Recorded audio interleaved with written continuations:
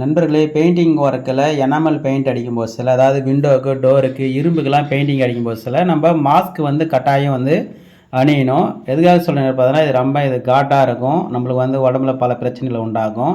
அதை விட முக்கியமான விஷயம் இன்னொன்று சொல்கிறேன், நல்லா கேட்டுக்குங்க. இந்த எனாமல் பெயிண்டில் மிக்ஸ் பண்ணுறதுக்காக டர்ஃப் அண்ட் ஆயில் அல்லது சாதா தின்னர் இந்த மாதிரி நல்லா ஒயிட்டாக இருக்கும். இதை வச்சுட்டு இருப்போம். இதை நம்ம பக்கத்தில் வச்சுட்டு வேலை செய்யும்போது இந்த மாதிரி நிறைய பேர் வேலை செய்வாங்க.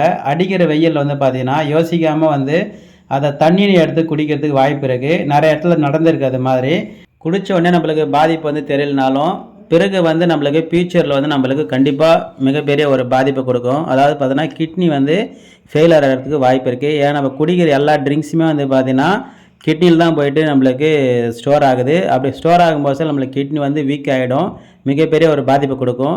அதனால் நான் என்ன சொல்கிறேன்னு பார்த்தீங்கன்னா, நம்ம சாதா தின்னர் யூஸ் பண்ணும்போது அந்த தின்னர் கேன் மேலே கொஞ்சமாக நம்ம பெயிண்ட் வந்து அடிச்சு விட்டுடலாம். அப்போ பார்க்குறவங்களுக்கு தெரிஞ்சிடும் டக்குன்னு.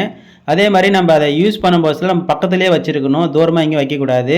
அதாவது பெயிண்டர்களுக்கு நல்லாவே தெரியும் அது வந்து பார்த்திங்கன்னா டர்ஃப் அண்ட் ஆயில் சாதா தின்னர் பெயிண்டில் ஊற்றி மிக்ஸ் பண்ணுறது அப்படின்னு தெரியும். ஆனால் தூரமாக மற்ற வேலை செய்கிறவங்க நம்மளை பார்க்க யாராவது வர்றவங்க டக்குன்னு யோசிக்காமல் வந்து பார்த்திங்கன்னா தண்ணி எடுத்து குடிச்சிடுவாங்க. வர்ற அவங்க டயர்டில் வெயிலில் வரும்போது யோசிக்காமல் தண்ணி எடுத்து குடிச்சிக்கிறதுக்கு வாய்ப்பு இருக்குது. அதுமாதிரி நடந்திருக்கு. நான் தான் மென்ஷன் பண்ணுறேன்.